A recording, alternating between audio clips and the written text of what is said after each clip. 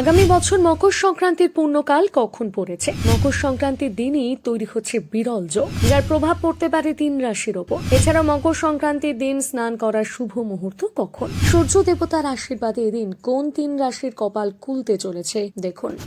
মকর সংক্রান্তি হিন্দুদের একটি প্রধান উৎসব। মূলত প্রতি বছর মকর সংক্রান্তি জানুয়ারি মাসে পালিত হয়। জ্যোতিষশাস্ত্র অনুসারে এদিন সূর্য মকর রাশিতে প্রবেশ করে এবং এই রাশি থেকে সূর্যের উত্তরায়ণ শুরু হয়। হিন্দু শাস্ত্রে সূর্য দেবতার পুজোর বিশেষ গুরুত্ব রয়েছে। সারা বছরে মোট 12 সংক্রান্তি হয়। সূর্য যখন মকর রাশিতে প্রবেশ করে তখন তাকে বলা হয় মকর সংক্রান্তি। এবছর মকর সংক্রান্তি পালিত হবে 14ই জানুয়ারি। মকর সংক্রান্তিতে সূর্য দক্ষিণায়ন থেকে উত্তরায়ণে যাত্রা শুরু করে। জ্যোতিষশাস্ত্র অনুসারে উত্তরায়ণ দেবতাদের দিন এবং দক্ষিণায়নকে দেবতাদের রাত বলা হয়। শাস্ত্রে বর্ণিত কথা অনুযায়ী মকর সংক্রান্তিতে সূর্যদেব ছেলে শনির সঙ্গে দেখা করতে যান। জ্যোতিষশাস্ত্রে শনিদেব হলেন মকর রাশির অধিপতি। সূর্য ও শনিদেবের একে অপরের সঙ্গে শত্রুতা রয়েছে, কিন্তু সূর্যদেব নিজে যখন শনিদেবের সঙ্গে দেখা করতে যান তখন এই উৎসবটি পিতা ও পুত্রের মিলন উৎসব হিসেবে পালিত হয়। তাই মকর সংক্রান্তিতে সূর্যদেবের পুজো করে দান ধ্যান করা অত্যন্ত শুভ।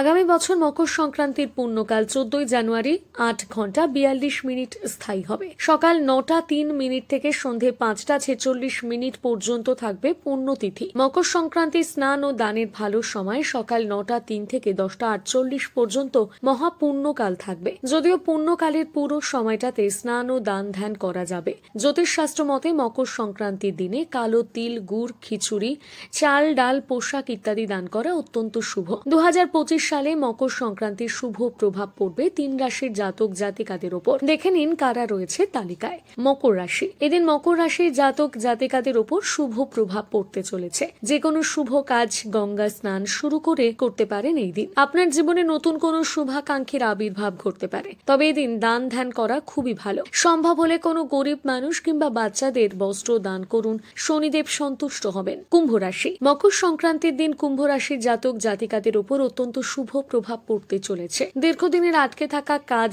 চেষ্টার ফলে এদিন মিটতে পারে। চাকরির ক্ষেত্রে সুখবর আসার সম্ভাবনা রয়েছে, তবে এদিন ভুলেও কোনো ধার দেনা করবেন না। সম্ভব হলে কিছু দান করুন। মীন রাশি। মীন রাশির জন্য অত্যন্ত ভালো দিন এটি। মীন রাশির জাতক জাতিকাদের দাম্পত্য কলহ মিটে সাংসারিক সুখ শান্তি আসার সম্ভাবনা রয়েছে। দীর্ঘদিনের অপূর্ণ মনের ইচ্ছে পূর্ণ হতে পারে। মকর সংক্রান্তির দিন আপনার কাছে কেউ কিছু চাইলে এলে ফিরিয়ে দেবেন না। সম্ভব হলে দেওয়ার চেষ্টা করুন, তাতে শনিদেবের বিশেষ আশীর্বাদ বর্ষিত হবে আপনার উপর। তবে উপরোক্ত সকল তথ্য জ্যোতিষশাস্ত্রের উপর ভিত্তি করে বলা হয়েছে, এগুলো মানতে বাধ্য করে না আমাদের সংবাদ মাধ্যম।